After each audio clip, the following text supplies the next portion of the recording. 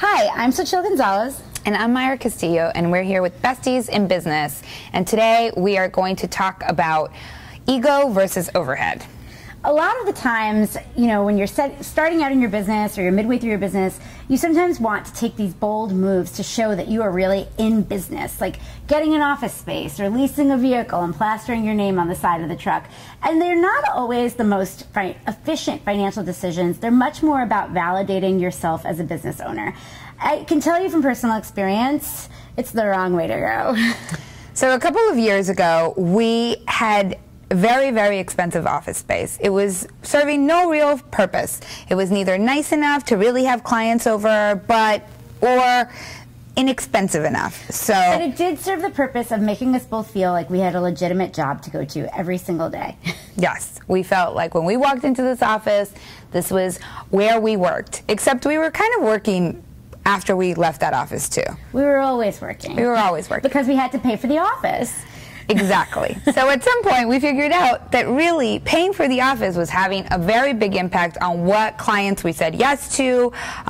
It gave us a little bit less financial flexibility. So we decided that Myra decided, and I eventually got on board. I was going to give us both credit, but I decided that we could no longer afford the office. It was a very interesting transition for us to now be working from home. I think we felt a little bit, or I felt a little bit, like we took a step backwards because getting the office had been such a way to legitimize ourselves as being a small fry operation located out of our houses to having a Manhattan address. And I had to accept the fact that over the years, we'd actually legitimized ourselves through our work and no longer needed to carry this overhead just to validate our existence. Right. There were some complications and things that needed to be worked out. It wasn't that easy. First of all, we did have a place that now had to receive all of our packages. And we also had to have a place where we could meet with people. Every time we had a meeting, we didn't want to be thinking about where could we meet these people.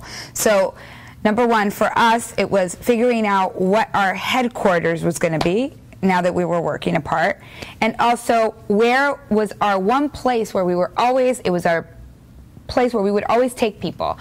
So we would never have to think about it, and it would sort of be a no-brainer kind of situation. So the final result was to join a private club, and then luckily Myra moved into a doorman building. For us, it sort of sorted itself out. But we just want to say the moral of the story is, if you feel that you're drowning from your overhead, maybe it's time to take a look at what your expenses are related to what purposes they're truly serving, not your ego, but your business. It might be an opportunity to scale back and really get a chance to see, are you making your life more difficult and making your business run less efficiently just to sort of validate a need that you maybe had 3 or 4 years ago? Right. I mean, in real life, you would never want your ego to take over and make your decisions for you, so you shouldn't in your business either. And that's our little talk about ego versus overhead.